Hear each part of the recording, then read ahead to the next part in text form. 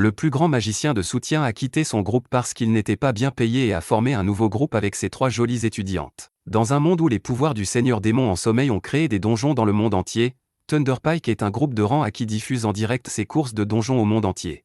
Le groupe est composé d'un chevalier, d'un guerrier, d'une sorcière, d'une prêtresse et d'un mage. En combinant leurs capacités uniques, ils sont capables d'éliminer de puissants monstres avec facilité. Ils sont très populaires parce qu'ils ont des aventuriers très forts et que leur travail d'équipe les place au-dessus de tous les autres groupes. Cependant, tout ne va pas pour le mieux dans leur travail d'équipe une fois qu'ils sont en dehors du donjon. Yuk, un mage de soutien de rang B, annonce aux membres de son groupe qu'il va quitter Thunderpike. Le chef du groupe, Simon, lui demande ses raisons, et Yuk évoque l'écart de salaire entre lui et les autres membres du groupe. Tout le monde lui dit d'arrêter de se plaindre parce qu'il le paie équitablement pour sa contribution. Ils disent qu'ils ne participent même pas au combat et qu'ils restent à l'arrière, brûlant leurs objets et leurs parchemins. Yuk s'en prend à eux, leur demandant s'ils n'apprécient pas du tout son travail parce qu'il les soutient tous en permanence. Ils se moquent de lui, disant qu'il est inutile et qu'ils devraient être reconnaissants qu'il laisse un perdant de rang B rester dans leur groupe. Ils affirment qu'ils se débrouilleront très bien sans son petit soutien, et c'est le dernier clou du cercueil. Yuk termine son verre et déclare qu'il va quitter le groupe pour toujours, et qu'ils peuvent aller se mettre leur étiquette de rang A dans le cul. Le lendemain, Yuk se rend à la guilde des aventuriers pour s'inscrire au chômage. Au moment où il finit de remplir le formulaire et le remet à la réceptionniste, une rose se jette soudain sur lui et l'enlace fermement. Elle l'appelle « Professeur », et lorsque Yuk la voit, il reconnaît Marina, une mage d'épée qui l'a guidée avant qu'elle ne passe son test d'aventurier. Marina remercie Yuk de l'avoir aidé un peu plus tôt, et il lui demande comment les choses se passent pour elle.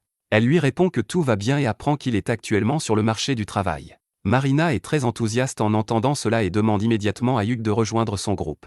Yuk va rencontrer les membres de son groupe, qui étaient aussi ses élèves avec Marina.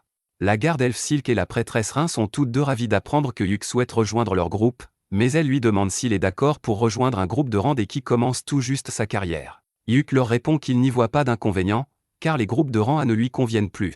Il explique que pour les quêtes et les donjons difficiles, il avait l'habitude d'investir beaucoup d'argent dans des objets consommables, ce qui ne lui permettait pas de gagner beaucoup d'argent, mais qu'avec les quêtes de rang D, il pourra économiser beaucoup d'argent. Sur ce, Yuk rejoint officiellement leur groupe et apprend que les filles avaient prévu d'accomplir une quête pour extraire du minerai de fer magique aujourd'hui. Ils se rendent au donjon pour extraire le minerai magique, et Yuk se souvient avec nostalgie du début de son aventure. Il dit aux filles qu'elles peuvent facilement trouver le minerai magique au 6e étage du donjon, mais elles lui répondent qu'elles ont peur de combattre le monstre boss du 5e étage, et qu'elles passeront donc leur chemin. Yuk suggère qu'elles essaient d'abord de trouver le minerai au 4e étage, et elles se dirigent vers le donjon. Marina a apporté la canne de son grand-père pour chercher les pièges, mais cela les ralentit, alors Yuk décide de prendre les devants. Il montre aux filles une lanterne magique capable de détecter facilement les pièges de bas niveau, ce qui leur permet d'explorer rapidement le donjon. Yuk commence à se rappeler que c'est le premier donjon qu'il a visité avec son ancien groupe, Thunderpike, il y a 5 ans, et que leur guerrier a été gravement blessé par les pièges. Soudain, il sent la présence d'un monstre et dit aux filles de se préparer à se battre. Elles arrivent dans une pièce où des singes loups les attendent. Silk abat rapidement l'un d'entre eux, puis Marina se précipite pour s'occuper des 2 autres. Yuk lance un enchantement physique sur elle pour améliorer considérablement ses capacités, puis prend les monstres au piège pour les arrêter. Marina se débarrasse facilement des 2 monstres et est choquée de voir à quel point c'était facile avec la magie de Yuk. Il lui dit qu'il lui a lancé 3 types d'enchantements en même temps, et tout le monde est impressionné parce que lancer 3 enchantements en même temps demande beaucoup d'habileté. Ils atteignent bientôt l'entrée du 2e étage et, après avoir vérifié leur équipement et leur endurance, ils descendent. Soudain, un groupe de mineurs zombies les attaque, et c'est au tour de Rin de s'en occuper. Silk et Marina essaient de se battre contre les zombies pour gagner du temps et permettre à Rin de terminer son incantation, et Yuk lance un sort de protection sur tout le monde pour que les zombies ne puissent pas s'approcher. Cela donne à Rin suffisamment de temps pour terminer son incantation, et elle souffle tous les zombies avec sa magie sacrée. Tout le monde commence à la féliciter, et Yuk remarque que l'utilisation de la magie sacrée à une telle échelle coûte beaucoup de mana. Il utilise une compétence appelée rafraîchir le mana sur Rin pour recharger ses réserves de mana, et elle est étonnée d'apprendre que Yuk peut l'utiliser.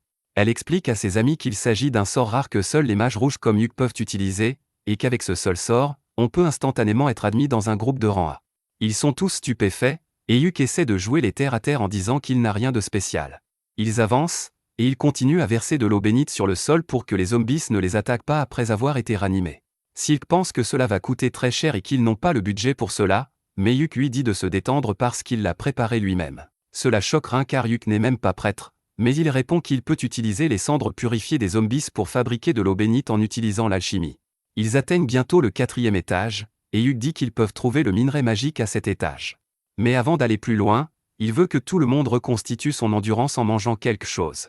Pour cela, il sort un poêle entier de son sac magique, ce qui excite les filles. Yuk leur dit que si elles travaillent dur, elles pourront un jour s'offrir leur propre sac magique. Il commence à leur faire cuire des œufs et du bacon, puis sort une marmite magique qui leur prépare une soupe de fruits de mer. La femme au foyer à l'intérieur de Rhin devient plus humide que la soupe elle-même en voyant une marmite qui cuit elle-même de la nourriture, et Yuk dit qu'il l'a trouvée dans un donjon de haut niveau et qu'elle coûte cher à réparer.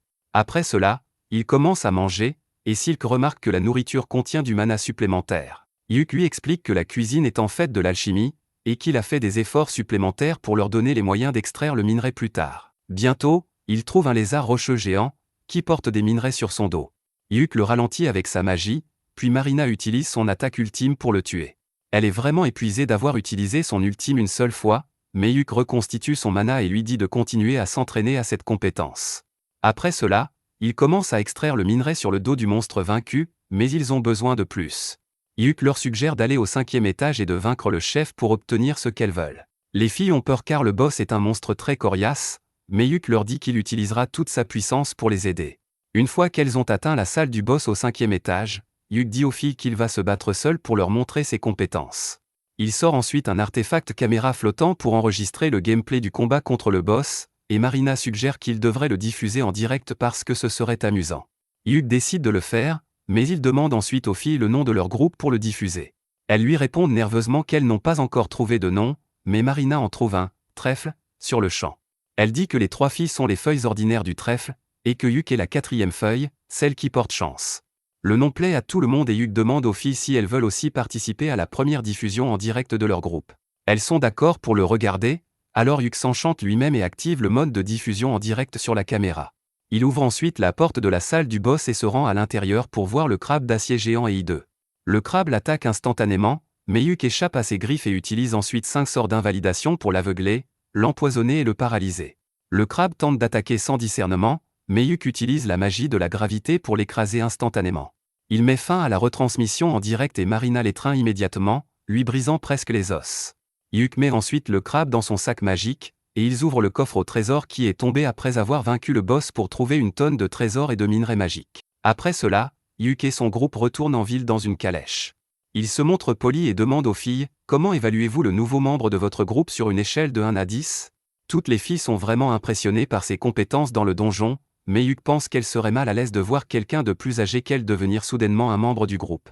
Les filles lui disent que ce n'est pas du tout comme ça, et soudain, Silk a une idée brillante. Elle dit à Yuk qu'il devrait devenir le chef du groupe parce qu'il est le plus expérimenté et le plus puissant d'entre eux. Yuk est troublé car il ne trouve pas normal qu'un nouveau venu devienne le chef, mais les autres filles sont d'accord, disant que leur groupe a été officiellement formé quand elles ont décidé de l'appeler Trèfle, et que cela fait de Yuk un membre fondateur. Lorsque les filles continuent à faire pression sur lui, Yuk finit par céder et accepte de devenir le chef du groupe afin de pouvoir assurer la sécurité de tous. D'un autre côté, son ancien groupe, Thunderpike, traverse une période difficile dans le donjon. Ils ont trouvé un archer pour remplacer Yuk, mais il ne peut pas les soutenir comme Yuk le faisait auparavant. Ils luttent contre une meute de loups monstrueux, et même le nouveau venu leur jette de l'ombre en leur demandant pourquoi ils sont venus dans un donjon de si haut niveau s'ils sont si faibles. Soudain, la sorcière se fait mordre par un loup, et bien que le chef du groupe parvienne à la libérer, la prêtresse n'a pas assez de mana pour la soigner. Le groupe décide de battre en retraite immédiatement, et tandis que la sorcière se vide de son sang, la prêtresse attend toujours que son mana se recharge. Ils n'ont pas de potion de mana ni même de potion de soin car c'était la responsabilité de Yuk et aucun d'entre eux n'a pensé à la récupérer après son départ. Le nouveau a une potion de soin, mais il ne la donne pas si facilement car il s'attendait à ce qu'un groupe de rang ait une meilleure gestion. Pendant ce temps, Yuk et son groupe fêtent le succès de leur première mission. Tout en buvant, Yuk leur dit que la récompense de la quête n'avait rien d'exceptionnel, mais qu'il avait gagné beaucoup d'argent en vendant le cadavre du crabe d'acier. Il interroge les filles sur la répartition de l'argent entre elles, et Silk lui répond qu'elles mettent tout dans la caisse du groupe et qu'elles utilisent un système d'allocation pour acheter les choses nécessaires. Elle explique qu'elles économisent de l'argent pour acheter un jour leur propre maison, et Yuk apprécie l'idée. Au même moment, son ancien groupe se trouve dans la même auberge, se plaignant de leur échec d'aujourd'hui. Il rejette la faute sur le nouveau, disant qu'il aurait dû être mieux préparé pour les aider. L'archer est furieux qu'il le traite comme un garçon de course et dit qu'il n'aurait jamais pensé que le fameux groupe de rang A serait une bande de salauds qui ne peuvent même pas se torcher le cul. Il leur annonce qu'ils quittent leur groupe immédiatement, et Yuk se retourne juste à temps pour le voir. Ne voulant pas attirer l'attention sur son ancien groupe, il dit aux filles qu'après chaque quête réussie, elles prendront 2 jours pour se reposer et récupérer. Il leur dit qu'il fera des provisions d'objets utiles pendant ce temps, et qu'elles pourront partir pour une autre mission le 3e jour. Soudain, l'auberge commence à diffuser en direct la vidéo de Hyuk battant le crabe d'acier, qui est devenu viral en l'espace d'une demi-journée. Tout le monde s'intéresse à Hyuk et à son groupe parce qu'il a vaincu un monstre boss avec seulement des sorts d'affaiblissement. Cependant, cela énerve les membres de son ancien groupe, qui pensent que Hyuk joue dans la ligue la plus basse pour améliorer son ratio KD. Il s'avère qu'ils ne sont pas les seuls à être jaloux de Hyuk, puisqu'un noble gros et le maudit également de loin. Quoi qu'il en soit, 3 jours plus tard, Hyuk se rend à la guilde pour choisir une quête assez facile pour les filles, mais avec une bonne récompense, et la réceptionniste lui suggère une quête de rang, c'est pour récupérer des pierres magiques dans une chute d'eau. Elle dit que ce devrait être une quête de randée, mais que des monstres étranges rôdent dans la région depuis peu, et qu'elle est donc devenue plus difficile. Alors que Hyuk est en train de réfléchir, les filles arrivent en courant et acceptent la quête sans même poser de questions. Ce n'est qu'après le départ de la réceptionniste pour enregistrer la quête que Hyuk a l'occasion d'expliquer qu'elle risque d'affronter un monstre au cours de la quête. Les filles décident tout de même de participer à la quête pour gagner plus de points et d'argent. Hyuk leur dit de se préparer et de le retrouver dans 30 minutes, puis la réceptionniste arrive avec le reçu de la quête. Elle dit à Hyuk de retransmettre en direct ses combats de quête, car il est devenu une petite célébrité depuis sa dernière retransmission en direct. Il quitte alors la guilde et sent immédiatement que quelqu'un le suit. Il conduit le harceleur dans une ruelle louche, et il s'avère qu'il s'agit de l'affreux noble jaloux. Hyuk lui demande s'il a quelque chose à faire avec lui, et le noble sort son épée, lui disant de quitter Clovey immédiatement. Hyuk utilise discrètement un sort de piège sur lui, puis demande au gros s'il a perdu la tête pour avoir dit au chef du groupe d'abandonner. Le gros lui répond qu'il a trouvé les filles en premier et qu'il va rejoindre leur groupe pour devenir leur daddy sugar, mais Hyuk pense qu'il n'est qu'un junkie qui a trop bu de champignons magiques aujourd'hui. Il refuse de quitter le groupe et s'en va, et alors que le noble tente de l'attaquer, il trébuche sur le sort du piège et s'assomme. Une fois que Hyuk a rejoint les filles pour la quête, elle lui raconte que le gros incel les a approchés quelques jours plus tôt et leur a proposé de rejoindre leur groupe comme s'il les aidait. Cependant, ses compétences étaient moyennes, et elles ont décidé de l'ignorer puisqu'il n'acceptait pas de refus. Hyuk pense également que ce type doit être stupide s'il peut dégainer son épée avec autant de désinvolture dans la rue, et il décide de le signaler à la guilde à leur retour. Ensuite, Hyuk aborde le sujet de leur quête et dit que, bien qu'elle soit très simple, ils devront peut-être affronter des monstres de type bête sauvage. Les filles lui disent qu'elles ont visité la région il y a environ 2 mois, mais qu'elles n'ont pas rencontré de monstres à l'époque, et qu'il n'y avait pas non plus d'animaux ordinaires dans les environs. La deuxième partie inquiète Hyuk, et il dit que la seule raison pour laquelle tous les animaux fuient la forêt est la présence d'un monstre puissant. Il dit aux filles que le monstre était présent dans la forêt à l'époque, mais qu'elles ont eu la chance de ne pas le rencontrer. Il dit que dès qu'elles atteindront la forêt, il commencera à tout enregistrer et que si elles rencontrent le monstre, il le retransmettra en direct. Le mieux serait qu'ils gagnent, mais s'ils perdent et doivent s'enfuir, il veut que la vidéo soit en direct pour que la guilde puisse les voir et envoyer de l'aide à temps. Ils atteignent bientôt la forêt, et Hyuk commence à enregistrer pendant qu'il marche à l'intérieur. Il marche à la fin du groupe car les bêtes sauvages attaquent les groupes par derrière et dit aux filles de ne pas s'inquiéter pour lui car il porte une armure spéciale de sorcier qui lui donne des statistiques de défense très élevées. Ils atteignent bientôt la cascade, mais Hyuk sent quelque chose et active immédiatement le mode de diffusion en direct. Une seconde plus tard, le monstre qui terrorise la forêt apparaît, et à la grande horreur de Hyuk, il s'agit d'un monstre de haut rang appelé le Zarnag, que l'on trouve au plus profond des donjons de haut rang. Tout le monde panique en entendant cela, et Hyuk s'avance devant les filles. Il leur dit qu'elles doivent s'enfuir immédiatement car elles mourront si elles se battent contre le Zarnag. Il décide de rester en arrière et de l'arrêter jusqu'à ce que les filles se mettent en sécurité et que la guilde envoie des renforts. Mais soudain, Marina tire son épée et dit à Hyuk qu'elle ne l'abandonnera pas. Silk et Rin sont également d'accord avec elle et commencent à utiliser leur pouvoir pour ralentir le monstre afin de pouvoir le tuer. Hyuk n'a pas d'autre choix que de les laisser participer à l'action, et il enchante d'abord leur capacité physique. Marina se précipite pour arrêter le monstre, tandis que Rin incante son sort, mais elle est repoussée par une gifle. Hyuk tente d'étourdir le monstre à l'aide de la magie de la foudre, puis lui jette de nombreux sorts, mais malgré cela, il ne semble pas ralentir. Hyuk se rend compte qu'il s'agit d'un monstre spécial et demande à Marina de lui faire gagner du temps pour qu'il puisse utiliser un sort très puissant. Marina commence à se battre contre le monstre, puis Silk appelle les dryades de la forêt à l'aide et lie le monstre avec des lianes. Alors que les deux filles font de leur mieux pour bloquer le monstre, Hyuk finit d'incanter son sort de niveau 5, flèche prismatique. Il dit à Marina de reculer avant de tirer sur le monstre avec une puissance dévastatrice. Alors que la flèche prismatique frappe le monstre, celui-ci gémit de douleur, mais rien d'autre ne se passe. Hyuk pense qu'il n'a pas réussi à infliger de dégâts, mais alors que le monstre charge vers eux, un liquide noir commence à s'écouler de tous ses orifices. Le monstre semble affaibli par son attaque, mais il est encore assez fort pour les attaquer. Rin décide alors de l'achever avec une puissante attaque magique. Elle utilise le sort de niveau 5, Foudre, pour frapper le monstre, mais malgré cela, il ne tombe pas. Cependant, Yuk réalise que le monstre a été étourdi par les attaques puissantes qu'il a subies, et c'est l'occasion parfaite pour en finir. Il dit à Marina de se lancer et de tuer le monstre. Elle se précipite vers lui, activant sa compétence ultime, tandis que Yuk en profite pour charger son épée et infliger un coup critique. La tête du monstre tombe dans la rivière, le ciel s'éclaircit, et un jet de sang jaillit. Tout le monde est soulagé, puis Yuk se souvient qu'il était en train de diffuser ce combat en direct. Il remercie tous les spectateurs d'avoir suivi le combat jusqu'au bout et met fin au stream. La vidéo devient instantanément un succès dans la ville, et la popularité du groupe Clové augmente encore davantage. Cependant, le leader de l'ancien groupe de Yuk est furieux à cause de cela.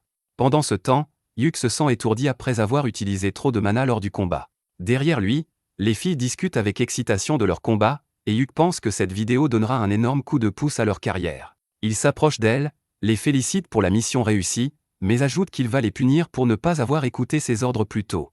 Les filles le confrontent, disant qu'elles vont aussi lui faire la leçon parce qu'il prévoyait de se sacrifier tout à l'heure, et elle n'aurait jamais permis que cela arrive. Yuk réalise que c'est un match 1 contre 3, et qu'il ne peut pas gagner contre les filles, alors il dit qu'ils reviendront plus tard sur les erreurs commises. Peu après, ils atteignent le lac où ils doivent accomplir leur mission, mais les filles ont envie de se baigner. Yuk leur dit de profiter de l'eau pendant qu'il installe le campement. En entendant les filles s'éclabousser joyeusement, il se souvient comment il les entraînait pour en faire des aventurières il y a seulement 6 mois. Il leur parlait sans cesse des moyens de s'améliorer et de renforcer leur groupe, mais il avait toujours le sentiment qu'elles formeraient une excellente équipe. Il est encore surpris d'avoir fini dans le même groupe qu'elle et pense que la vie est vraiment imprévisible. Quelques jours plus tard, Yuk et les filles sont convoquées par le maître de guilde, et les filles sont anxieuses à propos de cette réunion. Yuk pense que le maître de guilde veut parler du monstre de haut niveau qu'ils ont vaincu dans la forêt, car une quête aussi dangereuse n'aurait pas dû être confiée à un groupe de randés comme le leur. Il pense que normalement, n'importe quel maître de guilde les féliciterait, mais il sait que le vieil homme qui dirige cette guilde n'est pas normal. C'est alors que le maître de guilde Benwood arrive et confronte immédiatement Yuk, lui disant qu'il a vraiment fait quelque chose de gênant cette fois. Yuk lui répond que ce n'est pas de sa faute, et Benwood lui demande sévèrement de lui dire ce qu'il n'a pas mentionné dans le rapport. Son ton effraie les filles, et Yuk s'emporte contre le vieil homme pour les avoir intimidées. Cependant, c'est exactement ce que le maître de guilde attendait, et il dit à Yuk qu'il aurait dû arrêter de parler poliment plus tôt s'il voulait qu'il cesse de faire peur. Benwood s'assoit ensuite et demande à tout le monde de s'asseoir également. Il demande à Yuk de répondre à sa question maintenant et de lui dire ce qu'il pense du monstre qu'il a rencontré dans la forêt. Yuk lui dit que les indices montrent qu'il s'agissait d'un cas de débordement, mais pas du genre qu'on trouve dans les H-animes. Benwood s'inquiète en entendant cela et demande à la réceptionniste de générer une quête d'investigation. Pendant ce temps, Marina demande à Yuk ce qu'est un débordement, et il explique que cela se produit lorsqu'un catalyseur fait sortir des monstres des donjons. Si les choses empirent, cela peut conduire à une ruée où une immense armée de monstres détruit tout sur son passage. Les filles sont inquiètes en entendant cela, mais Benwood leur dit que la guilde s'occupera de l'enquête. Il s'incline ensuite devant eux et s'excuse de les avoir mis en danger. Les filles sont surprises et disent qu'elles allaient bien parce que Yuk était avec elles. Le vieil homme dit qu'il a regardé le stream et pense qu'elles sont aussi très compétentes, c'est pourquoi il va les promouvoir au rang C. Les filles sont ravies d'entendre cela, puis Benwood se tourne vers Yuk pour lui annoncer une autre bonne nouvelle, il est promu au rang A parce que le sort de flèche prismatique qu'il a utilisé pendant le combat est un nouveau sort qu'il a créé, et tous les officiers de la guilde estiment qu'il mérite cette promotion. Yuk a du mal à réaliser ce qui se passe, mais Benwood sort les documents de promotion et lui demande de les signer. Plus tard, Yuk et les filles se rendent à la guilde pour célébrer leur promotion. Yuk remet les gains de la mission à Silk, qui constate que la somme est bien plus élevée que ce qu'elle attendait. Elle empile les pièces d'or pour les compter, et au fond de la bourse, Benwood a laissé une pièce de platine en guise d'excuse.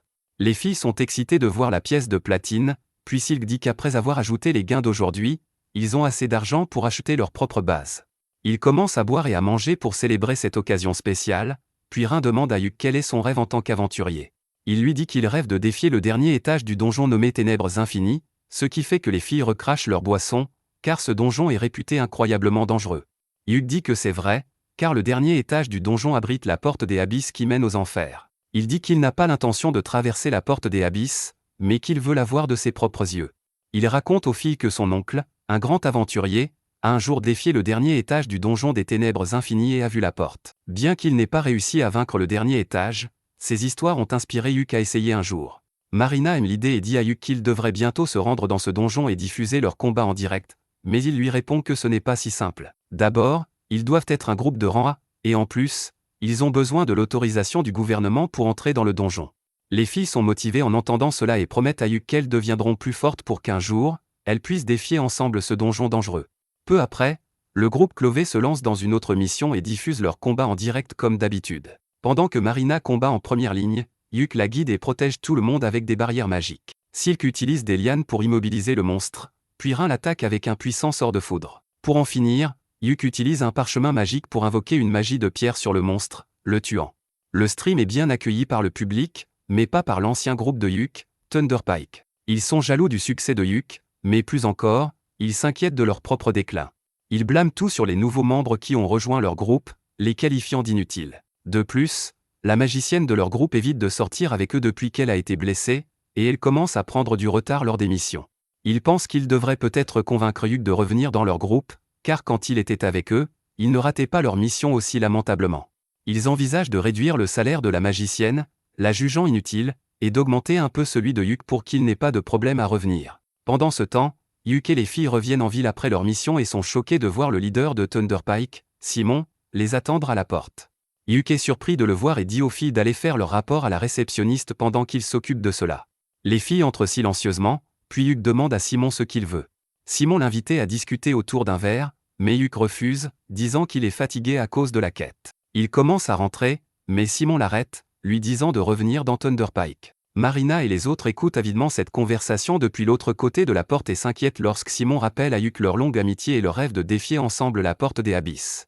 Il dit que Yuk devra être dans un groupe de rang A pour même essayer cela, et c'est pourquoi il devrait revenir dans Thunderpike. Cependant, Yuk repousse sa main, lui disant qu'il est le leader de l'équipe Clové et qu'il ne les quittera pas. Cela énerve Simon, qui essaie de manipuler Yuk en lui faisant porter le blâme pour l'échec de Thunderpike après son départ. Mais Yuk lui dit de grandir et de gérer ses problèmes comme un adulte. Il entre dans le bâtiment de la guilde tandis que Simon crie qu'il le regrettera, et ce tumulte attire l'attention du gros balourd qui avait déjà essayé d'attaquer Yuk par le passé. Pendant ce temps, Simon trouve les filles très anxieuses à propos de la conversation, et lorsqu'il les rassure en disant qu'il ne quittera pas le groupe, Marina l'étreint si fort qu'il sent ses os craquer. Il parvient tant bien que mal à la repousser, puis ils vont boire un verre ensemble. Peu après, ils reçoivent une quête d'une boutique d'armure populaire appelée Hurty. Yuk leur explique que la boutique lance une nouvelle collection axée sur les aventurières, et comme leur groupe est composé à 75% de femmes, ils ont décidé de les choisir comme égérie. Les 3 filles recevront des armures de haute qualité de la boutique, et celle-ci pourra utiliser les vidéos de leurs exploits dans les donjons pour se promouvoir. Les filles sont surprises par cette bonne nouvelle et découvrent qu'elles recevront les armures gratuitement, en plus d'être payées pour la quête. Elles sont très excitées, et bientôt, leur groupe se rend dans la ville où se trouve la boutique d'Hurty. Alors que Yuk attend sur le marché, repensant à l'époque où il est venu dans cette ville avec son ancien groupe, les filles récupèrent leur nouvel équipement. Elles reviennent en courant pour montrer leur nouvelle tenue à Yuk, et il sent son sang affluer vers son 3e membre. Il leur dit qu'au lieu de diffuser leur combat en direct cette fois, ils devront remettre l'enregistrement à Hurty comme convenu dans la quête. Il commence à enregistrer, puis son groupe entre dans le donjon. Yuk explique aux filles que ce donjon ne fait que 4 étages, mais que son dernier niveau abrite la porte d'un donjon plus grand, et que leur objectif est d'atteindre ce second donjon. Ils arrivent dans une grande salle, et Yuk ramasse une pierre qu'il jette en bas pour montrer aux filles qu'une distorsion spatiale empêche quiconque de prendre des raccourcis ici. Il leur demande de faire attention à ne pas tomber dans les escaliers. Alors que Marina et Silk acquiescent immédiatement, Rin semble contrarié par Yuk, et il ne comprend pas ce qu'il a fait de mal. Marina et Silk lui disent qu'il n'a pas assez fait attention à Rin plutôt parce qu'elle est plate comme la terre, et Yuk remarque immédiatement le nouveau ruban dans ses cheveux. Il dit à Rin qu'elle est mignonne avec ce ruban qui correspond à la couleur de ses cheveux, et cette Neddy au rougit et l'étreint immédiatement. Avec cela, ils descendent au niveau suivant du donjon, et Yuk détecte bientôt un piège à l'aide de sa lanterne magique. Il touche le piège avec la canne de sa grand-mère, et soudain, des lances jaillissent des 4 murs. Il passe entre les lances et rencontre bientôt le premier monstre du donjon. C'est un groupe d'orques, et Silk dégaine furieusement son arc, car les elfes détestent les orques comme les chrétiens détestent les gays. Yuk lui dit de se calmer, car sa colère pourrait briser leur formation, mais il l'assure qu'ils vont exterminer ces monstres hideux. Il évalue que les orques ressemblent à des soldats de bas niveau, mais qu'ils sont plus organisés qu'il ne l'aurait imaginé. Il demande à Rin de charger une puissante attaque magique pour les frapper tous en même temps, puis dit aux 2 autres filles de se préparer à achever les survivants. Yuk lance un sort d'enchantement sur tout le monde, puis Rin envoie une attaque de feu dévastatrice qui brûle les orques. Ensuite, Yuk utilise un parchemin magique pour les écraser sous des rochers, et Silk le soutient en tirant sur les orques. Ils parviennent à en tuer 2, et les 2 orques restants se ruent vers eux. Yuk utilise un sort de paralysie pour les ralentir, puis Marina charge en avant, utilisant son attaque ultime pour vaincre un orc. Silk tire sur l'autre orc pour le distraire, puis Marina l'attaque également, lui fendant le crâne d'un coup. Yuk s'approche des orcs morts pour récupérer leur pierre magique et demande à Silk si elle s'est calmée. Elle s'excuse pour s'être énervée en voyant les orcs, mais Yuk comprend que cela fait partie de son ADN d'elfe. Silk est heureuse de l'entendre, et c'est alors que Marina arrive avec un parchemin endommagé qu'elle a trouvé sur l'un des orcs. Yuk constate que c'est un artefact capable de révéler les capacités cachées d'un aventurier. Il dit qu'ils ne peuvent pas l'utiliser maintenant car il est endommagé, mais qu'il peut le réparer avec ses compétences en alchimie. Il dit aux filles que l'une d'elles pourrait l'utiliser au lieu de le vendre, car cela améliorerait leur talent et pourrait même débloquer une nouvelle classe de métier. Silk et Rin disent toutes les deux qu'ils devraient laisser Marina l'utiliser, car elle n'a qu'une seule classe de métier. Alors que Marina rêve de la classe qu'elle pourrait obtenir, un coffre au trésor apparaît soudain devant eux en récompense pour avoir vaincu les orques. Plus tard, pendant qu'ils font une pause déjeuner, ils découvrent que le coffre contenait un sac magique, et tout le monde décide de le donner à Rin, car les soutiens comme elle en ont plus besoin. Ensuite, ils se rendent au 4e étage du donjon, et Yuk explique aux filles que l'entrée du second donjon était autrefois gardée par un monstre boss, mais qu'il n'y en a pas eu depuis des années. Les filles lui demandent plus de détails sur ce boss, et il leur parle du traqueur des ombres, un monstre qui semblait fait d'obscurité pure. Marina repère quelque chose qui ressemble exactement à cela au loin et demande à Yuk s'il parle de ça. Yuk est stupéfait de voir qu'il y a un véritable traqueur des ombres dans le donjon. Il braque sa caméra sur lui, car les traqueurs des ombres sont très rares. Il pense que le traqueur des ombres ne les atteindra pas rapidement, car personne ne peut simplement sauter d'un étage supérieur, mais le boss décide de prouver qu'il est différent. Il saute en bas et brise la barrière invisible qui empêchait quiconque de prendre des raccourcis. Yuk panique et réalise qu'ils n'ont d'autre choix que de combattre. Il sort immédiatement un parchemin pour lancer plusieurs enchantements sur les filles, mais le boss envoie une vague d'obscurité vers Marina, brisant sa barrière et l'assommant. Pendant que Rin la soigne, Yuk et Silk se tiennent face au traqueur des ombres. Yuk charge vers lui, et alors que le monstre détruit sa barrière, il comprend qu'il peut détruire les boucliers magiques. Il utilise un sort d'illusion pour distraire le boss avec un clone pendant qu'il se place derrière lui et applique 3 enchantements à son épée pour attaquer. Cependant, alors qu'il est sur le point de frapper, le boss utilise un sort de malédiction pour geler complètement son corps. Yuk réalise que ce monstre est vraiment fort et intelligent, et qu'ils n'ont aucun moyen de le vaincre. Il veut dire aux filles de fuir, mais son corps est paralysé, et il ne peut même pas prononcer un mot. Les filles paniquent en voyant leur leader terrassé, puis le traqueur des ombres envoie une tempête d'obscurité vers elle. Rin la bloque avec un bouclier sacré, puis Silk invoque de puissantes lianes pour attaquer le boss. Il esquive tout et attaque Silk par derrière pendant que Rin essaie de ranimer Yuk.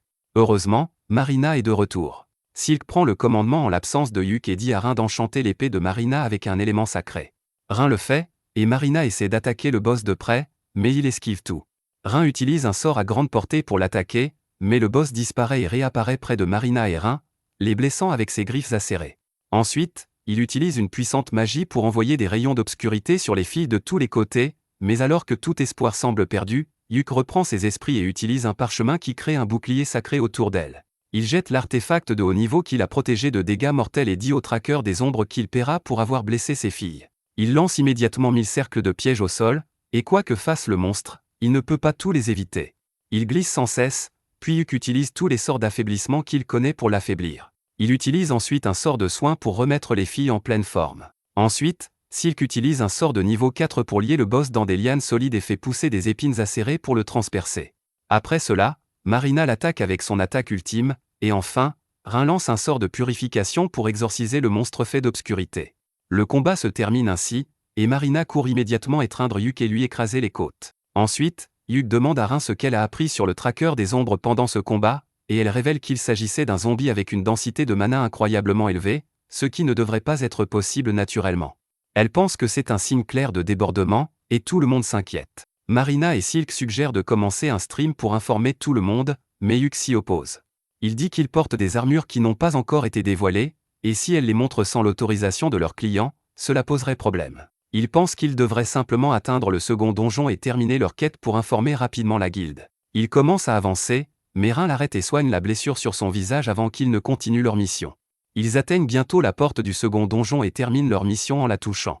Plus tard, ils retournent en ville, et Yuk fait son rapport à la guilde sur l'existence du traqueur des ombres. Il sort pour dire aux filles qu'elles pourront être interviewées plus tard, donc elles resteront dans cette ville quelques jours de plus. Elles sont très excitées et disent à Yuk qu'elles devraient faire du tourisme pendant leur temps libre, et il accepte volontiers. Pendant ce temps, l'ancien groupe de Yuk, Thunderpike, traverse une période difficile depuis son départ. Ils se plaignent de manger de la nourriture séchée, car quand Yuk était avec eux, il pouvait manger quelque chose de nouveau à chaque fois grâce à son pot magique. Ils ne coopèrent pas vraiment bien entre eux et laissent les tâches importantes à la guérisseuse et à la magicienne. En plus de cela, la magicienne est traitée comme une Aron Girl, et tout le monde lui dit d'apprendre des compétences utiles, car elle est trop faible et ne contribue pas beaucoup au combat. Quoi qu'il en soit, elle allume le stream avant que leur groupe n'entre dans le donjon, mais en quelques heures, ils reviennent à la guilde après avoir échoué la mission. La réceptionniste sourit en leur disant qu'ils échouent beaucoup récemment, et si cela continue, ils pourraient être rétrogradés. Cela met Simon en colère, mais la réceptionniste reste ferme et lui dit de prendre des quêtes plus faciles pour sauver la réputation de son groupe.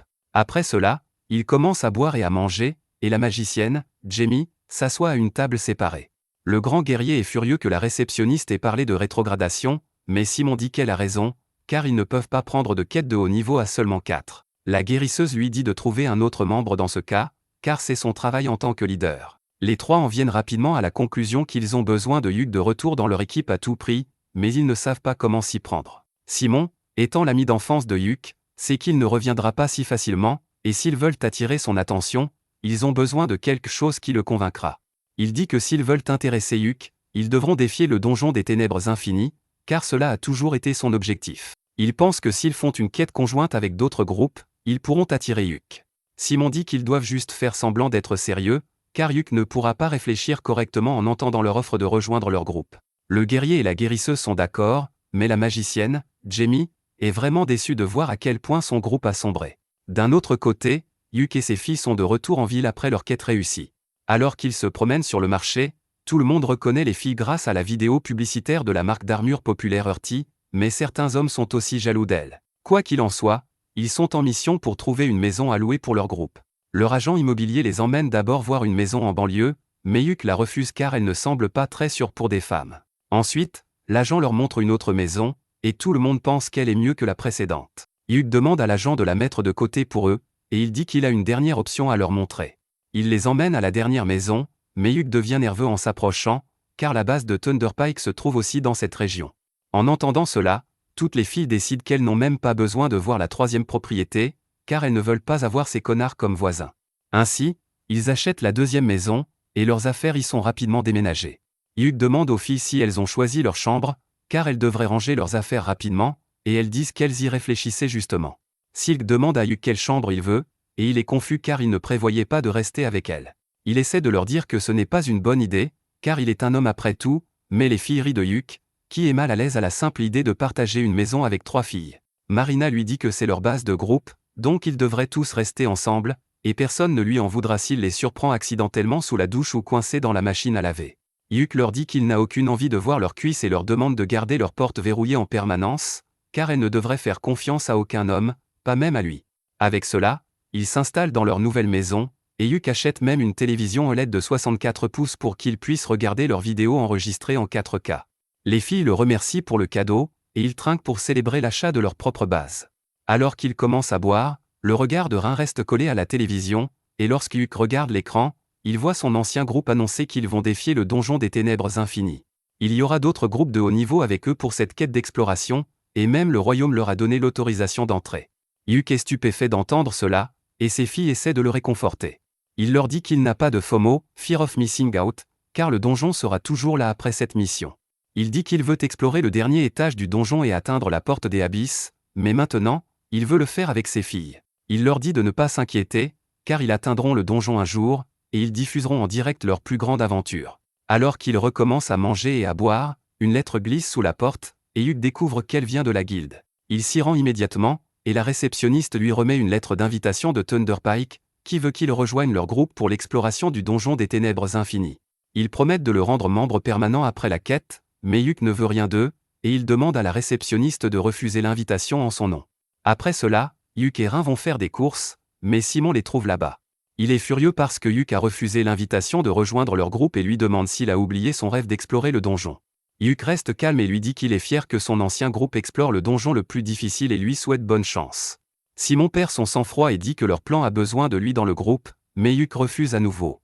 Simon essaie de l'intimider en criant, mais Yuk lui dit d'utiliser son cerveau pour une fois. Il lui rappelle qu'envoyer une demande à quelqu'un qui est déjà dans un groupe est considéré comme de mauvaise manière, et qu'il est libre de refuser toute demande. Le chevalier reproche à Yuk tout ce que leur groupe a traversé depuis son départ, mais c'en est trop. Yuk ne peut plus le supporter et lui dit que quitter le groupe était la meilleure décision qu'il ait jamais prise. Il commence à crier sur Simon, lui rappelant qu'il lui a laissé toutes les tâches qui n'impliquaient pas de combattre. Il dit que le groupe avait la vie facile parce qu'il faisait tout le travail important, mais qu'ils n'ont jamais valorisé sa contribution. Simon est surpris par sa colère, mais Rin prend la main de Yuk, le calmant. Simon essaie de convaincre Yuk de revenir, promettant que les choses seront différentes cette fois, mais Yuk répond qu'il est trop tard. Il dit qu'il va rester avec son groupe, Clovey, et que ce qui arrive à Thunderpike ne le concerne pas. Yuk s'éloigne, tenant la main de Rin, et Simon le maudit, disant qu'ils s'en sortiront même sans lui. 2 semaines plus tard, Yuk est convoqué par le maître de guilde, qui lui parle des anomalies dans les donjons de toute la région, ce qui indique clairement une ruée. Le maître de guilde dit que même les érudits royaux pensent la même chose, et que la raison pour laquelle ils ont donné l'autorisation d'explorer le donjon des ténèbres infinies est à cause de cela. Yuk réalise que la situation est bien plus grave qu'il ne le pensait, puis le maître de guilde dit qu'il a une quête pour son groupe. Il veut qu'ils enquêtent sur le donjon des ténèbres infinies, et Yuk rejette immédiatement l'idée, car c'est trop dangereux.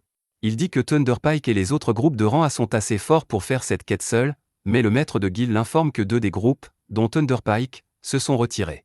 Il donne ensuite à Yuk un rapport sur le seul enregistrement connu du donjon des ténèbres infinies, lui rappelant son rêve d'atteindre le fond du donjon. Le maître de guilde lui dit qu'ils ont besoin de quelqu'un d'aussi compétent et ingénieux que lui pour diriger cette enquête. Le vieil homme donne ensuite à Yuk un parchemin de sortie, un objet ultra rare qui peut téléporter quelqu'un hors du donjon. Yuk demande pourquoi il insiste autant pour qu'il prenne cette mission, et il répond qu'il est la seule personne en qui il peut avoir confiance. C'est alors que la réceptionniste arrive et remet à Yuk la lettre de quête officielle du roi. Il réalise qu'il sera difficile de refuser la mission maintenant et dit au maître de guilde qu'il consultera les membres de son groupe avant de donner une réponse définitive. Une fois rentré chez lui, il explique tout aux filles et dit qu'ils devraient refuser la demande, car c'est trop dangereux et qu'ils ne sont pas prêts. Les filles, cependant, pensent qu'avec leur nouvel équipement et un peu de chance, ils peuvent réussir à explorer le donjon. Yuk n'est toujours pas convaincu, car il a peur de les perdre, et Rin les traîne, lui demandant de leur faire plus confiance. Les autres filles lui disent aussi d'arrêter d'hésiter et de poursuivre ses rêves librement, car elles veulent s'élever dans le monde des aventuriers avec lui. Leurs mots donnent confiance à Yuk, et il se rend au bureau du maître de guilde avec les filles pour accepter la quête. Il dit qu'il pourrait avoir besoin d'un autre membre pour remplir le rôle d'éclaireur, et le maître de guilde dit qu'il a déjà préparé cela. Sur son signal, la réceptionniste arrive avec une fille chat nerveuse qui se présente comme Nen. Elle dit qu'elle est spécialisée en tant que ninja et qu'elle veut rejoindre leur groupe pour cette mission.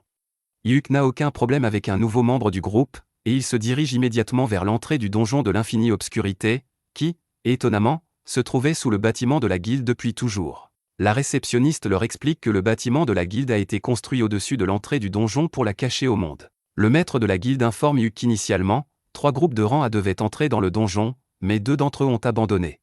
L'ancien groupe de Yuk, Thunderpike, est le seul restant, et actuellement, ils sont à l'intérieur du donjon, mais leurs sponsors ne sont pas satisfaits d'eux.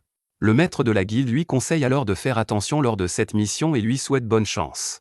Yuk vérifie l'état de son groupe et constate que tous sont prêts à entrer dans le donjon.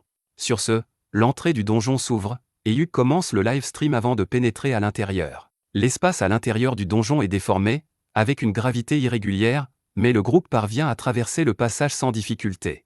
Nen utilise une lanterne magique pour détecter les pièges et une boussole magique pour trouver la direction.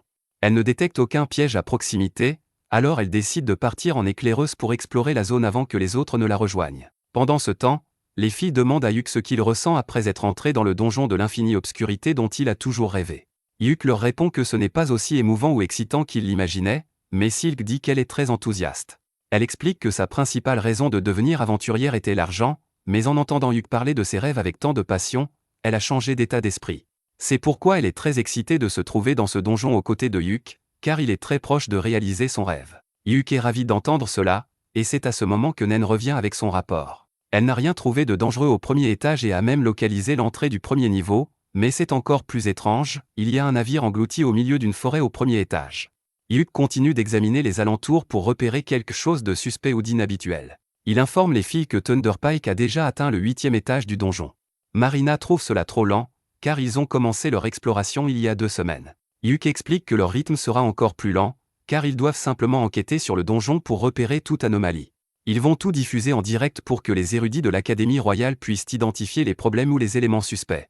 C'est alors que Nen arrête tout le monde, car son miroir magique lui montre qu'un monstre est à proximité, et ils ne peuvent pas l'éviter. Il tombe bientôt sur le monstre, et Yuk demande à Rin de l'attaquer avec un sort offensif compact et à Silk de viser sa tête. Il sort ensuite une énorme arbalète de son inventaire et la donne à Marina pour qu'elle puisse également attaquer le monstre à distance. Rin commence à incanter un puissant sort, et pendant qu'elle prend son temps, Yuk utilise sa magie spéciale, le missile prismatique, pour frapper le monstre à tête de requin. Cela ne fait pas beaucoup de dégâts, et le monstre commence à se diriger vers eux, alors Marina lui tire une flèche, lui transperçant la poitrine. Le monstre devient furieux à cause de cela, et Rin le frappe ensuite avec un sort de feu, l'enflammant. Le monstre tient toujours debout, alors Silk lui tire 3 flèches. Voyant qu'il lutte encore pour rester debout, Yuk se place devant les filles pour les protéger, mais après quelques secondes, le monstre finit par tomber. Nen est impressionnée, car elle n'a même pas eu l'occasion de montrer ses compétences, et en plus, elle a vu le sort unique qui a rendu Yuk célèbre. Après cela, ils atteignent la zone de sécurité, et Yuk met le live stream en pause pendant que tout le monde se repose et récupère ses forces. Ensuite, Yuk attire l'attention de tous sur le coffre au trésor devant eux et suggère de l'ouvrir hors caméra pour éviter toute controverse. Il demande à Nen de montrer ses compétences de voleuse, et elle commence à fouiller autour de la serrure pour détecter les pièges. Elle trouve un piège simple à l'intérieur et le désactive facilement avant d'ouvrir le coffre, qui est rempli de joyaux. Les filles commencent à saliver en voyant autant de joyaux, et Yuk demande à Silk de tous les rangers. Une fois cela fait, il décide d'inspecter ce qui reste dans le trésor. Il trouve un artefact en forme de bague et un artefact en forme de cube noir, qu'il ne parvient pas à analyser ou à comprendre. Il dit aux filles que l'artefact semble être un bébé qui ne sait même pas ce qu'il est. Les filles sont excitées en entendant que l'artefact est un bébé, et Marina et Rin le veulent toutes les deux. Yuk leur dit qu'ils devront en parler au maître de la guilde pour savoir ce que c'est, mais il est sûr que c'est quelque chose de rare. Il demande ensuite à Rin de tendre sa main et place la bague qu'il vient de trouver à son doigt, car elle lui va parfaitement.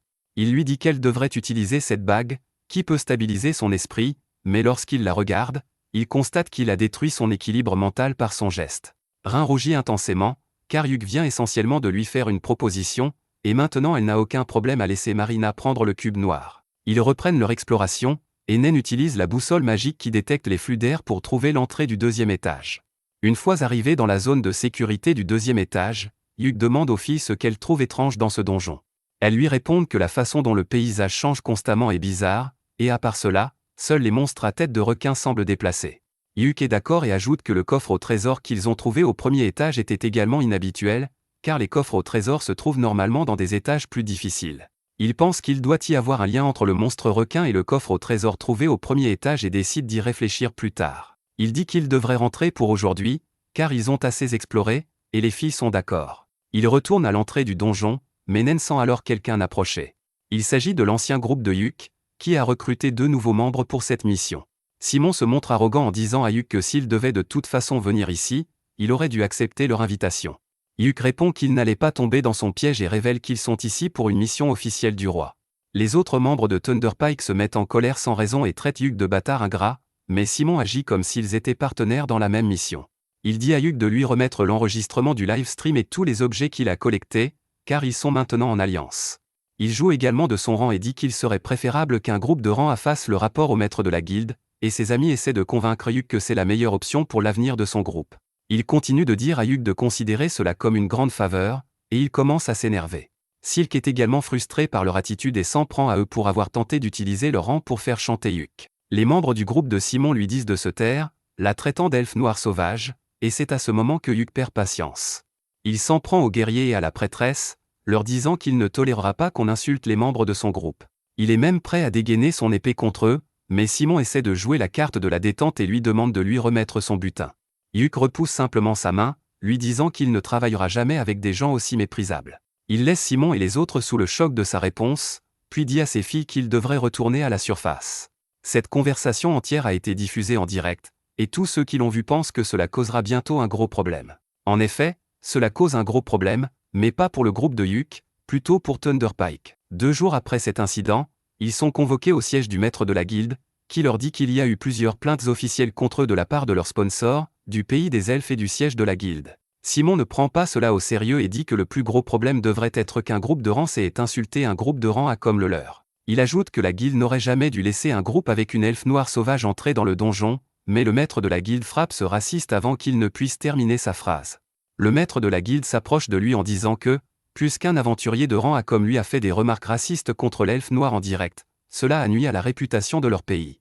Il l'attrape par la gorge, disant que ces actions pourraient causer de sérieux problèmes entre leur pays et les elfes, et pour éviter cela, Thunderpike devra faire un stream d'excuses. Non seulement cela, mais ils seront jugés, et dans le pire des cas, ils pourraient être exilés à jamais. Il le lâche après cela, et Simon dit que c'est une décision imprudente, car s'ils exilent un groupe de rang A, ils n'auront personne pour explorer le donjon dangereux. Le maître de la guilde révèle qu'il n'y aura aucun problème, car le groupe de Yuk a reçu un rang A temporaire pour cette mission, et ils ont déjà montré de grands résultats. Malgré cet avertissement, Simon n'est pas prêt à s'excuser auprès de qui que ce soit, et il maudit Yuk pour l'avoir piégé avec son live stream. Alors qu'il est occupé à le maudire au milieu de la rue plus tard, le noble Groele arrive et dit à Simon qu'il a un moyen de se venger de Yuk qui profitera à tous les deux. D'un autre côté, Marina approche Yuk car elle a compris l'utilité de l'artefact du cube noir. Yuk est impatient de savoir comment une idiote comme elle a pu le découvrir, et Marina répond qu'après avoir passé suffisamment de temps avec le cube, l'idée lui est venue naturellement. Cependant, elle ne peut pas l'utiliser seule, et elle a besoin de l'aide de Yuk pour activer pleinement l'artefact. Il pense qu'il a besoin d'une touche de ses compétences en alchimie, mais Marina lui demande simplement de tenir le cube et de penser à elle. Yuk pense à Marina en tant que combattante, et soudain, le cube noir se transforme en une épée spéciale conçue juste pour elle. Marina est ravie de voir l'épée, mais Yuk ne comprend même pas ce qui se passe. Marina refuse de lui expliquer et dit simplement que le cube noir était comme un bébé, et qu'il avait besoin d'une mère et d'un père avant de pouvoir fonctionner. Yuk est embarrassé en entendant cela, tandis que Marina commence à câliner l'épée. Le lendemain, Yuk et le groupe Clové retournent dans le donjon de l'infinie obscurité, et il allume le live stream à l'avance. Il dit ensuite aux filles que leur mission pour aujourd'hui est d'atteindre les escaliers du 3e étage du donjon, et ils décideront d'explorer davantage ou de rentrer en fonction de ce qu'ils y trouveront. Ils traversent rapidement le 1er étage sans problème, puis atteignent le 2e étage, qui est très différent de ce à quoi ils s'attendaient. C'est une vaste plaine herbeuse, et même le ciel est présent malgré le fait qu'il soit à l'intérieur du donjon. Tout le monde est étonné par ce spectacle, mais Yuk leur dit de respirer profondément et de se calmer. Il dit qu'il existe des archives de certains étages de donjons qui copient le monde extérieur, mais il se trouve toujours plus bas que le 20e étage. Il se demande si cet étage ressemble au monde extérieur parce que la disposition du donjon a changé ou si les étages inférieurs du donjon remontent à cause d'une irrégularité. Personne n'a encore de réponse à cela, et Yuk décide d'en savoir plus sur cet étage. Il demande à Nen de faire son travail, mais sa boussole, qui indique la direction du vent, ne fonctionne pas car le vent ici est trop fort. Rin suggère qu'elle peut utiliser son sort de glace télescopique pour scanner rapidement la zone, et Yuk lui dit d'y aller. Cette fille assoiffée monte sur ses épaules, et il commence à fondre sous ses cuisses épaisses.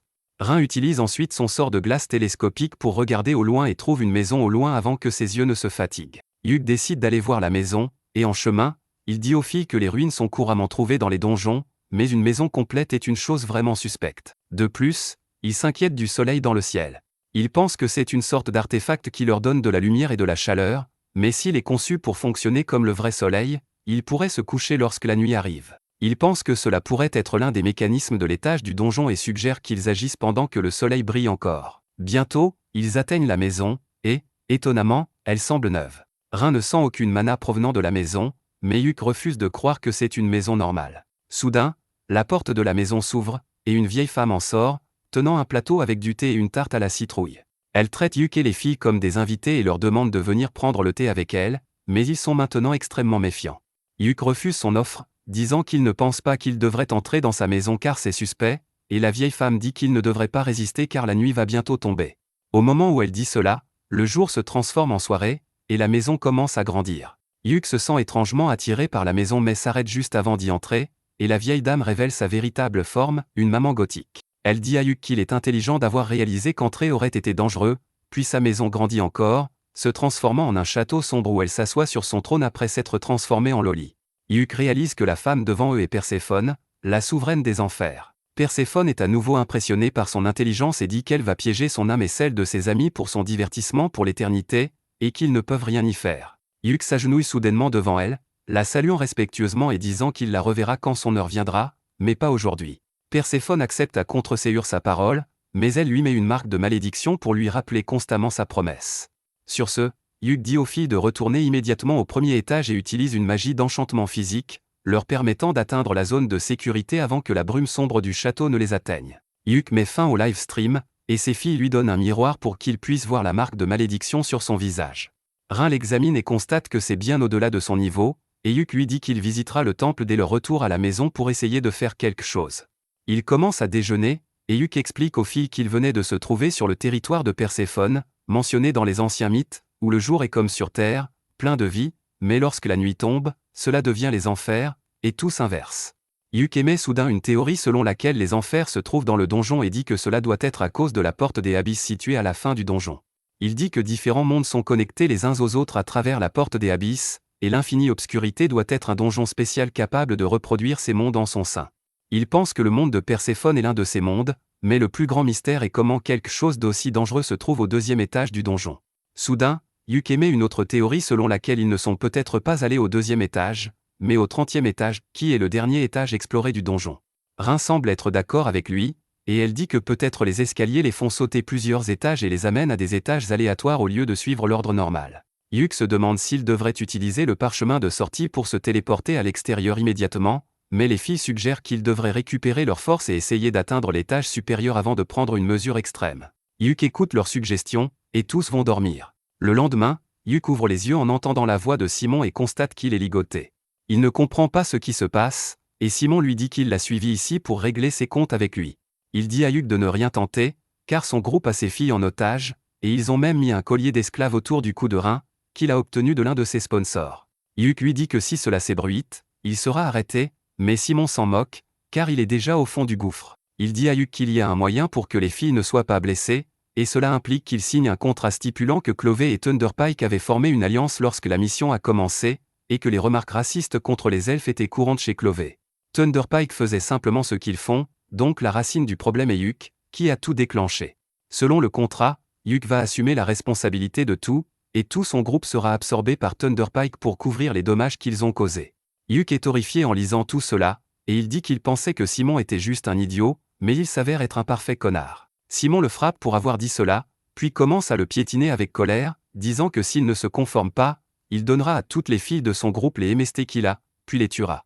Il dévie ensuite du sujet et commence à maudire Yuk pour les malheurs de son groupe tout en continuant à le battre. Le guerrier de Thunderpike dit à Simon d'arrêter de perdre son temps et de partager les filles avec lui, et pour éviter cela, Yuk décide de signer le contrat.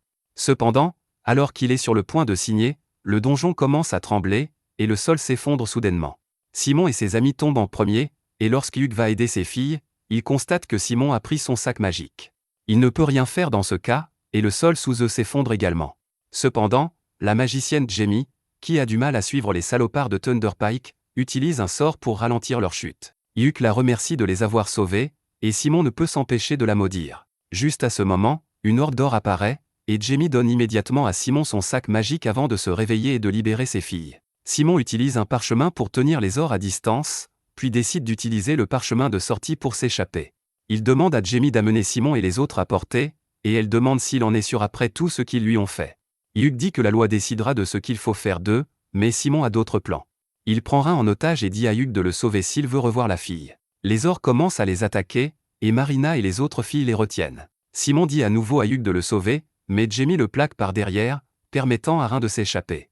Simon la frappe et commence à marcher vers Yuk comme un fou furieux, abandonnant même les membres de son groupe qui ne peuvent pas bouger. Jamie tire une balle magique sur son genou pour l'empêcher de blesser Yuk davantage. Yuk lui demande de venir maintenant, mais elle refuse, décidant d'accepter son sort avec son ancien groupe. Simon essaie d'ordonner à Rin à travers le collier d'esclave de lui obéir, mais Yuk téléporte son groupe avant que cela n'arrive. Simon, frustré et désespéré, décide d'injecter un jus de muscle interdit dans son corps pour combattre les ors qui l'entourent. Peu après, Yuk et son groupe rentrent chez eux, et ils trouvent une pierre d'enregistrement laissée dans le sac de Yuk. Elle contient un message de Jamie, qui veut simplement s'excuser auprès de Yuk pour tout. Elle dit que Yuk a toujours fourni les médicaments nécessaires à son frère malade, et qu'elle l'a harcelé pour qu'il les lui donne gratuitement sans savoir combien ils étaient chers. Elle se sent pathétique à ce sujet et dit qu'elle n'a compris la valeur de Yuk qu'après qu'il ait quitté son groupe. Elle pense que si elle s'était excusée sincèrement plus tôt, il aurait pu lui pardonner et même la laisser rejoindre son groupe. Maintenant, elle pense qu'il est trop tard pour quelque chose comme ça, et c'est pourquoi elle enregistre ce message pour se racheter de ses actions passées. Soudain, Simon crie son nom, et elle met fin brusquement à l'enregistrement, mais pas avant de révéler que la liste des méfaits de Thunderpike est enregistrée sur la pierre magique. Yuk se sent mal en voyant le message, car après tout ce que Jamie a fait pour s'assurer qu'il s'échappe du donjon indemne, il l'a laissé derrière pour mourir. Rin essaie de le réconforter, disant qu'il n'avait pas d'autre option, puis le maître de la guilde leur dit qu'il vient de recevoir un message de détresse du donjon de l'infinie obscurité. Il lit le message à la télévision, Et c'est juste un enregistrement vocal de Jamie disant que le donjon est en mauvais état et que les étages s'effondrent. Le maître de la guilde dit qu'il se demande s'ils doivent envoyer une équipe de secours ou non, et Hugh se porte volontaire pour aller sauver Jamie.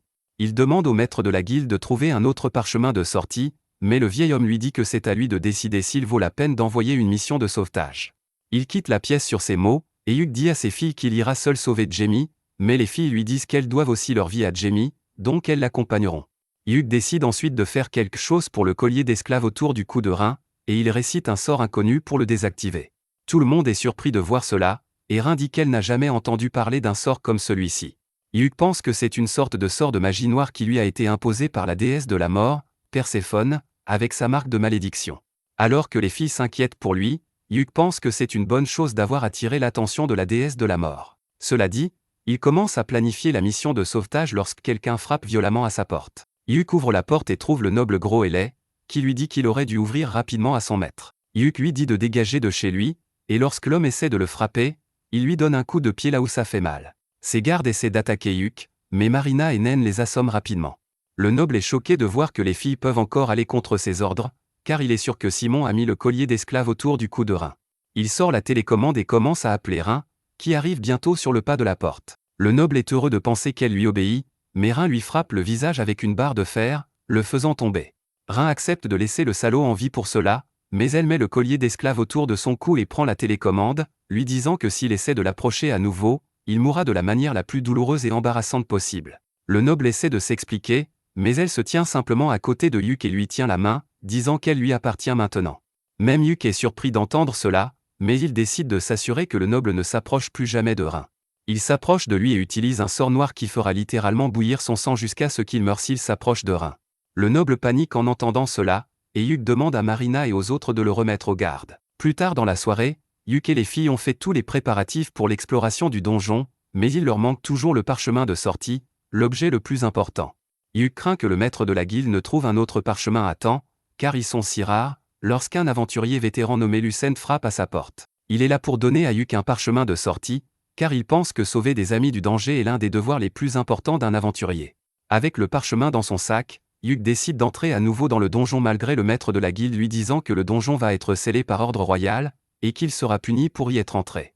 Le vieil homme demande à Hugh s'il sait même comment trouver Jamie là-dedans, et il explique la théorie selon laquelle les escaliers mènent à différents mondes, qui sont affectés par les pensées subconscientes de l'aventurier.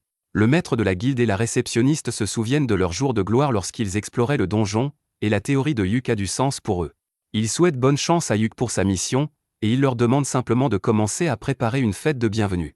Sur ce, Hugh et son groupe entrent dans l'infinie obscurité, et ils tombent immédiatement sur des monstres. Avec Hugh soutenant les filles avec de la magie de soutien, ils parviennent à les vaincre rapidement et atteignent la zone de sécurité. Alors qu'ils descendent les escaliers, Hugh continue de penser à sauver Jamie, et son astuce fonctionne, car le deuxième étage s'avère être une copie gravement endommagée de leur ville. Naine trouve une traînée de sang, et il la suit immédiatement dans l'espoir que Jamie soit encore en vie. Il la trouve inconsciente près de son appartement, mais, à leur grande surprise, Simon sort et dit à Hugh qu'il allait de toute façon venir le chercher. Hugh ne peut pas croire que Simon est encore en vie, mais Silk lui dit qu'il ne l'est pas, elle sent une mana sombre et tordue sortir de son corps, comme elle l'a ressenti avec le traqueur d'ombre, et elle est certaine qu'il est un zombie. Hugh comprend enfin que le noble gros Elé a dû donner à Simon un artefact puissant qu'il a transformé en zombie pour qu'il puisse continuer à se battre même après sa mort. Simon dit à Hugh qu'il le fera payer pour tout ce qu'il a fait et libère une puissante vague d'énergie sombre, et Marina charge immédiatement pour l'affronter. Hugh la renforce rapidement, et elle parvient à couper le bras de Simon avant de battre en retraite, mais c'est inutile, car il le fait immédiatement repousser. Il libère ensuite une autre vague d'énergie sombre vers Hugh, qui utilise un parchemin pour créer un bouclier de magie sacrée. Simon charge immédiatement vers lui pour un combat rapproché, mais Hugh esquive son attaque et essaie de l'enserrer, mais cela ne fonctionne pas. Pendant ce temps, Silk et Rein utilisent leur sort magique pour piéger Simon, mais il les détruit facilement avec sa magie noire. Hugh l'attaque immédiatement de front, et Simon continue de crier qu'il le tuera et détruira tout ce qu'il aime. Hugh le frappe continuellement, mais Simon guérit instantanément de tout. Hugh recule de quelques pas et décide d'utiliser son sort spécial, le missile prismatique, pour l'attaquer. Simon prend la magie de plein fouet et reste indemne, confiant que son corps immortel ne sera pas détruit par elle, et c'est exactement ce que Hugh voulait. Le corps de Simon commence soudain à exploser à différents endroits, et il commence à grandir de manière incontrôlable à chaque endroit où une explosion se produit. Il devient une masse de chair en croissance constante et ne comprend rien. Marina est également confuse, alors Yuk lui dit qu'il a utilisé le pouvoir de Perséphone pour modifier le missile prismatique afin qu'il reste actif tant que la cible est en vie. Comme Simon est maintenant immortel, il continuera à souffrir du sort pour l'éternité. Simon demande à Yuk d'arrêter son sort, lui rappelant qu'ils sont amis d'enfance, mais Yuk n'a plus rien à faire avec ce salaud, et il s'éloigne pendant que Simon continue d'exploser et de grandir comme un cancer. Pendant ce temps, Rin essaie de soigner Jamie, mais ni la magie de guérison ni les potions ne fonctionnent sur ses blessures causées par la magie noire de Simon. Elle a perdu tout espoir de survivre et s'excuse une dernière fois auprès de Yuk avant de mourir, mais il lui dit de ne pas abandonner. Il utilise le pouvoir de Perséphone pour dissiper toutes les malédictions sur elle, guérissant instantanément ses blessures. Jamie s'évanouit dès que ses blessures sont guéries, mais Rin est certaine qu'elle ira mieux maintenant.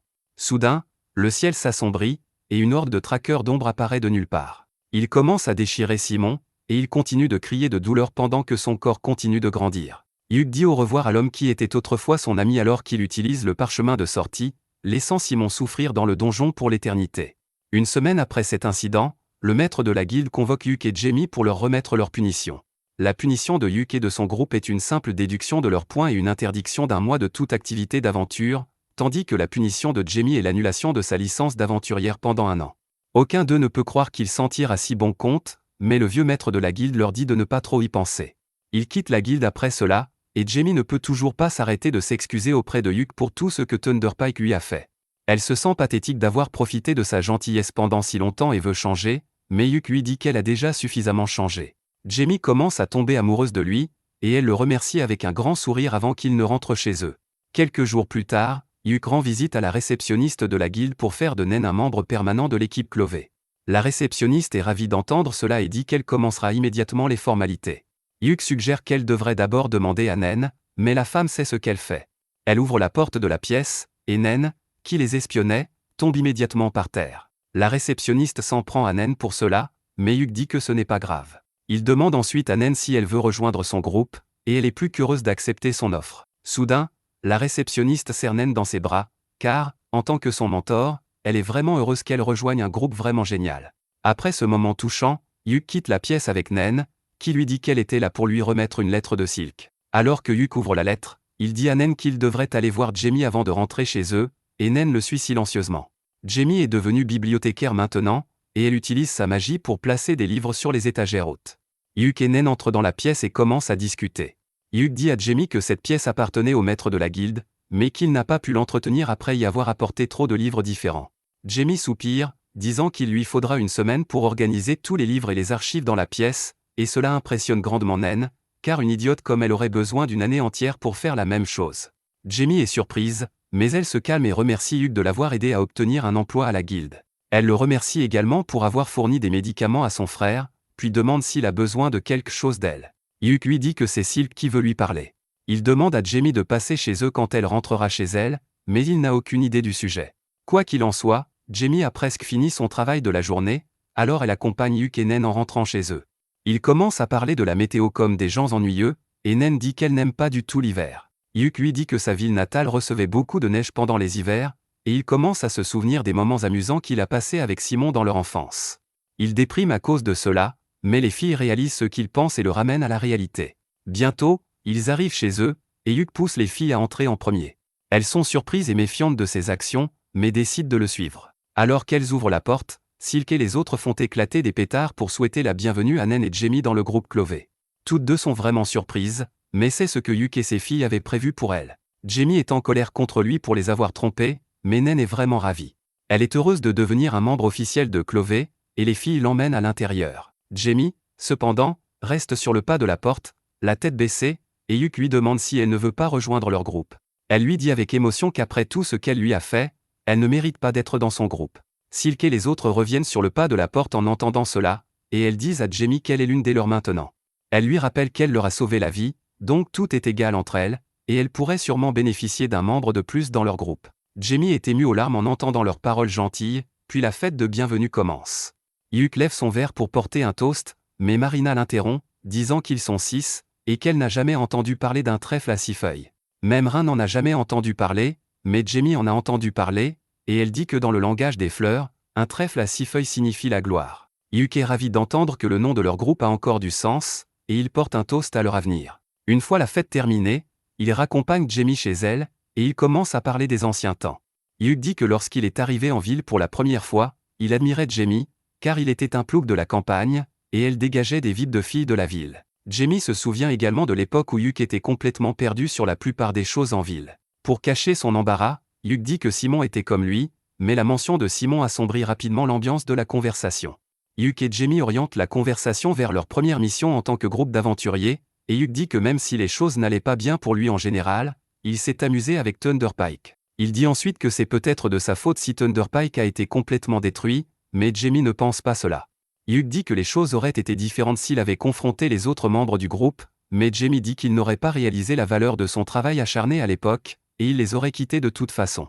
Elle prend la main de Hyuk, lui disant que ce n'était pas de sa faute. Elle dit qu'elle le remboursera pour toute une fois que l'interdiction qui pèse sur elle sera levée et qu'elle redeviendra une aventurière. Après l'avoir accompagnée chez elle, Hyuk retourne chez lui et trouve Rin en train de faire la vaisselle toute seule. Elle lui dit que Nen était vraiment excitée à l'idée de déménager toutes ses affaires aujourd'hui, alors elle a emmené Marina et Silk pour l'aider. Rin a dû rester derrière car elle a perdu au pierre-feuille-ciseaux, et maintenant elle doit faire la vaisselle toute seule.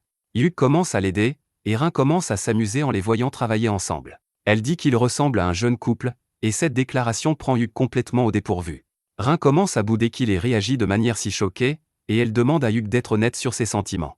Il lui tient soudain la main, et ils rougissent tous les deux alors que Hyuk dit qu'il ne sait pas quoi faire. Après s'être regardé pendant un moment, Rin l'embrasse sur la joue, lui disant que c'est ainsi qu'elle se sent, et lui demande de lui donner sa réponse plus tard. Hyuk est complètement bouleversé maintenant, mais avant qu'il ne puisse réagir, Nen et les autres reviennent. Ils appellent Hyuk pour les aider à déplacer les objets lourds, et ils s'enfuient, toujours rouges. Un mois plus tard, la suspension du groupe Clové est enfin levée, et Hyuk se rend au bâtiment de la guilde pour obtenir des informations sur les quêtes disponibles. La réceptionniste a une petite nouvelle exclusive pour lui, et elle l'informe qu'un nouveau donjon a été récemment découvert. Hyuk est choqué d'entendre cela, car le dernier donjon a été découvert il y a 10 ans. La réceptionniste lui parle de l'emplacement du donjon et dit que ce serait un endroit idéal pour le live stream de retour du groupe Clové. Hyuk commence à y réfléchir, puis la réceptionniste ajoute que les érudits royaux pensent que les anomalies de tous les autres donjons étaient dues à l'apparition de ce nouveau donjon. Comme le groupe Clové a fait un excellent travail en enquêtant sur le donjon de l'infinie obscurité, les érudits veulent qu'ils enquêtent également sur le nouveau donjon, et le royaume a émis une demande de mission officielle pour eux. Hyuk est surpris et ravi d'apprendre que le royaume donne à son groupe une autre grande chance, mais il ne peut pas donner de réponse à la demande avant d'avoir consulté les membres de son groupe. Il rentre chez lui pour partager l'information avec les filles, mais il ne trouve que Marina en train d'entretenir son équipement tandis que les trois autres sont occupés ailleurs. Hyuk décide de leur parler de la demande de mission pendant le dîner, et Marina lui dit qu'elle va à la guilde un moment car Jamie avait quelque chose d'excitant à lui dire. Alors qu'elle part, Rin sort du bain avec les cheveux dégoulinants et dit à Hyuk de les sécher pour elle. Il fait ce qu'on lui dit, et après cela, Rin va faire une sieste, invitant Hyuk à la rejoindre, mais il est trop timide pour sauter sur l'offre. Juste à ce moment, Silk arrive avec du café pour lui, et alors qu'il s'assoit pour en boire, Hyuk décide de partager l'information avec elle en premier, car elle est la membre la plus responsable du groupe. Silk est également très excité d'entendre parler du nouveau donjon et demande à Hyuk s'il a des détails sur la mission. Il lui dit qu'il a oublié de demander les détails et décide de retourner à la guilde. Silk lui demande de rendre visite à Jamie à la guilde et de l'inviter, ainsi que son frère, à la fête qu'ils organisent pour célébrer la fin de leur suspension. Hyuk lui dit qu'il le fera, puis Silk commence soudain à agir timidement, lui demandant de prendre du temps libre et de la gâter comme il gâte Rin. Hyuk panique en entendant cela, mais Silk rejette cela comme une blague et l'envoie à la guilde pour obtenir des informations sur le nouveau donjon. Bientôt, Hyuk et les filles se rendent à la ville de Duna, où le nouveau donjon a été découvert. Hyuk conduit une calèche tandis que les filles ne cessent de discuter de leur enthousiasme à l'idée de se rendre dans une ville lointaine pour explorer un nouveau donjon. Après 2 semaines de voyage, ils atteignent enfin la ville commerciale de Duna. Dès qu'elles entrent dans la ville, elles se rendent au marché et découvrent qu'il y a différents types de magasins qu'elles n'ont jamais vus auparavant. Hyuk dégoûte Marina en lui disant que les gens d'ici mangent des grenouilles à 3 yeux cuites dans de la bave d'escargot, mais il lui dit ensuite qu'il plaisantait. Il suggère qu'il devrait essayer la nourriture de cette ville avant de partir en mission d'exploration de donjons et promet à Rin de visiter une boutique d'artefacts avec elle.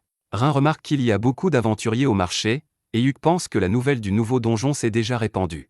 Il fait remarquer qu'il y a même des aventuriers et des soldats des pays voisins.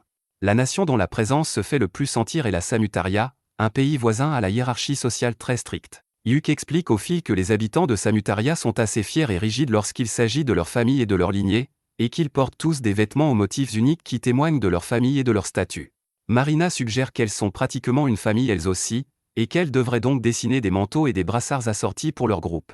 L'idée plaît à tout le monde et Hugh dit qu'il trouvera quelque chose plus tard, mais il commence à réfléchir à des moyens de rendre les accessoires assortis utiles.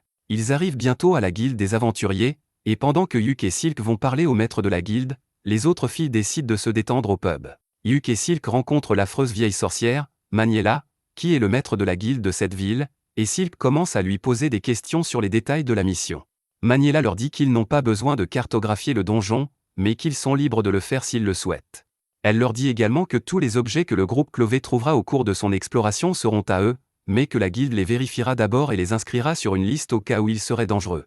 Pendant que Silk discute avec la vieille femme, Hugh la regarde fixement. Elle lui dit d'arrêter d'essayer de l'évaluer parce que c'est impoli, et Hugh s'excuse immédiatement. Maniela lui dit qu'il est normal qu'il se méfie de quelqu'un qu'il rencontre pour la première fois, mais elle lui assure qu'ils vont être d'honnêtes partenaires commerciaux pendant un certain temps. Elle explique ensuite à Hugh qu'elle n'est pas une vieille femme ordinaire, mais qu'elle fait partie du groupe légendaire qui a atteint le dernier étage du donjon des ténèbres infinies. Benwood, le maître de guilde de la ville précédente, faisait partie du groupe, tout comme Saga, l'oncle de Hugh, qui l'a incité à devenir aventurier. Hugh est étonné d'entendre tout cela, puis Maniela lui dit de cesser d'être aussi nerveux en sa présence. Elle lui souhaite bonne chance pour la mission et lui donne une carte de l'auberge où elle a organisé l'hébergement de son groupe. Une fois sortis de la guilde, Hugh et Silk essaient de se détendre, car la présence de la vieille sorcière les a vraiment épuisés. Ils décident de se rendre à l'hôtel qu'elle leur a réservé après avoir récupéré les autres membres de leur groupe à l'auberge, mais lorsqu'ils y arrivent, ils se retrouvent aux prises avec un groupe de Samutariens. Les Samutariens parlent une autre langue, mais ils sont manifestement furieux contre Marina et les autres, qui tiennent bon et leur disent d'aller se faire voir ailleurs. Alors que les autres clients attendent que la bagarre éclate, Hugh arrive et se précipite immédiatement pour résoudre le problème. Marina lui explique que ces salauds ont essayé de les forcer à verser leur boisson et même plus. Hugh se rend compte qu'ils essayaient de draguer ses filles de manière agressive, et il leur dit de ne pas s'approcher de ses amis. Cependant, son samutarisme n'est pas à la hauteur et il finit par dire aux hommes ivres que toutes les femmes de son groupe sont ses épouses et qu'il leur fait l'amour tous les soirs. Interloqués, les hommes s'en vont immédiatement, et seul Rin comprend vraiment ce que Hugh a dit. Une fois que la bagarre semble terminée, la foule se disperse, mais Rin et Naine sont toujours furieux. En chemin, il explique que la Samutaria est le pire cauchemar de toutes les féministes, car les femmes y sont traitées comme des biens. C'est pourquoi les hommes ivres ont essayé de s'imposer à Marina et à d'autres, mais ils ont aussi des lois strictes qui peuvent se retourner contre s'ils essaient de voler la femme d'une autre personne. Hugh explique que lorsqu'il a dit qu'ils étaient ses compagnons, les hommes ont dû comprendre ce qu'il voulait dire et sont partis pour éviter le conflit. Marina, la chienne soumise, s'excite en pensant que Hugh l'a appelée sa propriété, mais il lui dit que ce n'est pas ce qu'il voulait dire. Elle lui demande de confectionner rapidement des manteaux assortis pour le groupe afin que tout le monde sache qu'ils lui appartiennent. À ce moment-là, Rin dit également à Hugh que son samutarien n'était pas correct, mais au lieu d'expliquer ce qu'il a vraiment dit, elle se met à rire de façon incontrôlée. Ils arrivent bientôt à leur hôtel, et la gérante elfe s'avère être une grande fan du groupe Clové. Elle leur dit que tous leurs frais seront couverts par la guilde, et qu'ils peuvent donc commander tout ce qu'ils veulent. De plus, l'hôtel entier leur est réservé tant qu'ils resteront ici, et la gérante leur dit de choisir n'importe quelle chambre au 2e étage. Hugh et les autres la remercient pour son hospitalité, et la directrice décide de leur montrer la spécialité de son hôtel avant qu'ils n'aillent dans leur chambre. Elle les conduit à une source d'eau chaude dans l'arrière-cour, que seule Naine a déjà vue. Elle raconte avec enthousiasme à ses amis comment fonctionnent les sources d'eau chaude et les invite à se baigner avec elle avant le dîner. Le lendemain, Hugh et Silk se réunissent pour expliquer leur stratégie pour la mission à venir. Ils expliquent qu'ils vont suivre le même schéma que lors de la mission du donjon d'Infinite Darkness et tout retransmettre en direct. Leur objectif est d'explorer le donjon jusqu'au 5e étage, après quoi il sera ouvert au public. Silk explique qu'ils savent seulement que le premier étage du donjon est partiellement immergé, et qu'ils peuvent y trouver beaucoup de monstres aquatiques et d'insectes. De plus, elles doivent être rapides lors de l'exploration du donjon car 2 autres groupes seront envoyés sur la même mission qu'elles. Hugh explique aux filles qu'elles n'ont pas besoin de participer à cette course d'exploration car les 2 autres groupes sont plus expérimentés qu'elles, et si elles essaient de concourir, elles risquent de se blesser. Après avoir expliqué cela, Hugh dit que le premier jour, elles auront pour objectif d'atteindre le 2e étage, puis de parcourir tout le premier étage pour avoir une bonne idée de ce que sont les étages plus profonds. Il dit ensuite à Naine que son artefact de flux d'air ne pourra peut-être pas l'aider à trouver la sortie du donjon à cause de l'eau, et qu'elle devra donc trouver un autre moyen de trouver le bon chemin. Après cela, Silk demande à tout le monde de terminer leurs préparatifs avant la fin de la journée, car ils se rendront au donjon à la 1re heure du matin. Le lendemain, ils se rendent à l'emplacement du donjon et Maniela les accueille au centre d'observation mis en place par les érudits royaux. Marina lui demande le nom du donjon et Maniela lui répond qu'il n'a pas encore été nommé car ils ne savent pas ce qu'il contient. Elle essaie d'encourager Marina en lui disant que son groupe pourrait être celui qui donnera le nom au donjon, et tout le monde s'enthousiasme en entendant cela. Sur ce, elles se rendent à l'entrée du donjon et Hugh commence à diffuser en direct pour faire savoir au monde que Clovey va explorer un nouveau donjon aujourd'hui. Le groupe entre dans le donjon, et pendant que Hugh et les filles discutent avec enthousiasme de ce qu'elles attendent de ce nouveau donjon, Naine finit de repérer le chemin à suivre. Hugh lui demande si elle a trouvé quelque chose de spécial, et la féline lui répond qu'elle a vu quelque chose qu'elle ne reconnaît pas et qu'elle ne comprend même pas. Tout le monde la suit, et Naine leur montre les étranges chaînes flottantes au coin de la rue à l'aide d'un miroir. Même Hugh n'a rien vu de tel, mais il pense qu'il s'agit d'un monstre, et il dit aux filles qu'elles vont l'attaquer. Il enchante leur capacité physique avant de se précipiter sur le monstre à chaînes, qui commence à les attaquer dès qu'elles arrivent à sa portée. Hugh utilise ses deux bœufs pour le ralentir, ce qui permet à Marina et Naine de l'attaquer de près, mais ils ne font aucun dégât. Le monstre s'empare soudain de rochers et commence à les lancer sur le groupe, ce qui amène Hugh à l'attaquer avec une autre série de deux bœufs. Le monstre l'attaque en réponse, mais Rin l'arrête à l'aide d'un éclair. Alors que le monstre est repoussé par son attaque, Marina s'élance sur lui et déclenche son ultime mouvement pour couper en deux les chaînes et le cœur du monstre. Elle est vraiment épuisée après ce combat et Hugh décide d'analyser l'ennemi qu'ils viennent de combattre avant d'aller plus loin. Ni Rin ni Silk n'ont d'idées précises, mais ils lui disent que le monstre était comme une créature magique, mais qu'il avait aussi une énergie sombre et corrompue comme les zombies. Hugh décide qu'il vaut mieux laisser les érudits royaux s'occuper du processus de décodage, et il commence à ramasser les morceaux du monstre. Rin remarque soudain un anneau brillant dans les décombres, et Hugh le ramasse. Il tente de l'évaluer, mais ne trouve aucune information utile à son sujet, et le laisse donc aux érudits. Après cela, Naine décide d'explorer rapidement la région, et Hugh commence à s'inquiéter du fait que ce donjon pourrait être vraiment difficile s'ils affrontent un monstre aussi puissant dès le début. Marina s'exprime à propos du monstre, et affirme qu'il avait l'air d'un humain. Elle explique que son métier de samouraï lui donne une idée de ce qu'elle tue, et Rin est d'accord avec elle car même après avoir tué le monstre, il n'a pas laissé tomber de pierre magique. Alors que tout le monde se demande ce qu'était vraiment le monstre, Naine revient après avoir trouvé l'escalier menant au deuxième étage. Cependant, elle surprend tout le monde en révélant que les escaliers montent au lieu de descendre, comme c'est le cas dans les donjons normaux. Hugh est curieux, mais Naine dit alors qu'elle a trouvé une autre chose étrange à l'avant. Elle conduit le groupe vers une petite salle d'études qui semble étrangement déplacée. Hugh trouve un livre dans un tiroir, et après que Rin ait confirmé qu'il n'est pas maudit, il l'ouvre, mais il se rend compte qu'il ne peut pas lire la langue. Il décide qu'il devrait se rendre dans les escaliers et s'y reposer avant de planifier leur prochaine étape. Mais lorsqu'il aperçoit les lumières de la zone de sécurité, le destin brutal de Simon lui revient en mémoire. Le stress post-traumatique lié à ce souvenir commence à faire très mal à Hugh, et il coupe le flux en direct en disant aux filles qu'elles devraient se reposer maintenant. Elles s'inquiètent pour lui, et Rin lui met son peignoir sur la tête pour le protéger de la lumière avant de lui dire de faire une sieste. Hugh accepte son offre et, après avoir dormi sur ses genoux pendant un moment, il se réveille frais et dispo. Il raconte alors à ses amis inquiets que les lumières lui ont rappelé le ciel le jour où il a combattu Simon, ce qui a déclenché son syndrome de stress post-traumatique. Les filles s'accrochent soudain à lui proposant d'être ses thérapeutes non rémunérés, mais Hugh leur dit qu'il va bien maintenant. Après avoir surmonté son traumatisme, il leur demande s'ils doivent continuer à explorer le premier étage ou aller au deuxième, et les filles choisissent la deuxième option. Hugh croit en la démocratie, il décide donc de suivre la majorité, mais avant de faire quoi que ce soit d'autre, il leur dit que c'est l'heure du déjeuner.